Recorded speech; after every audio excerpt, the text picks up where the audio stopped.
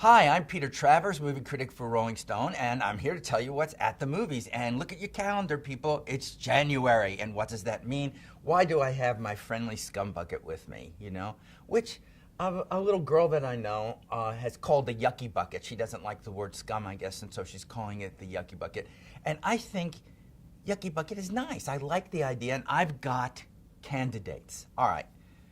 Look, there's a movie called Joyful Noise with Queen Latifah and Dolly Parton. Dolly Parton hasn't made a movie in 20 years, and here she is. Obviously, a lot of surgery went on. This is like Glee meets gospel. Who doesn't like the Queen? Who doesn't like Dolly? Except they have these horrible lines to deliver, and it's in this church, and who should run the choir? And it's so boring. It's just boring. And they can't think of a good thing to put these two people in. They didn't. So I'm sorry. Scum bucket for Joyful Noise. Then we have Contraband. Contraband is Mark Wahlberg in a smuggling movie. What could be wrong with that? I want to see that immediately. After it, I want to go out for beer and pizza. Then I saw the movie. And it's every Hollywood cliche. Yes, he's married to Kate Beckinsale. He's gone straight, Mark Wahlberg has. And he said, I'm not going to smuggle anymore.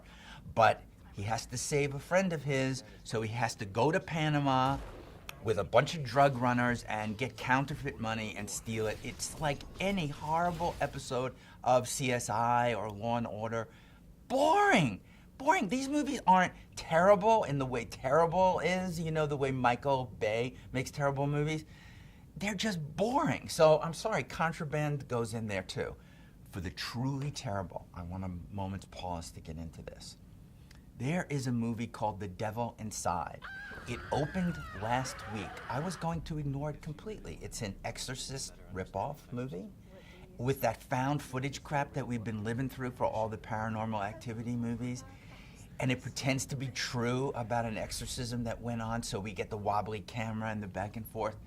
This sucks. This is Michael Bay worthy of sucking. This, in January, is one of the worst movies that I think everybody this year is going to have to work hard to beat this for terrible.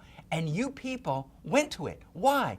It made $34 million last weekend. If you go see this again this weekend, you've only yourselves to blame.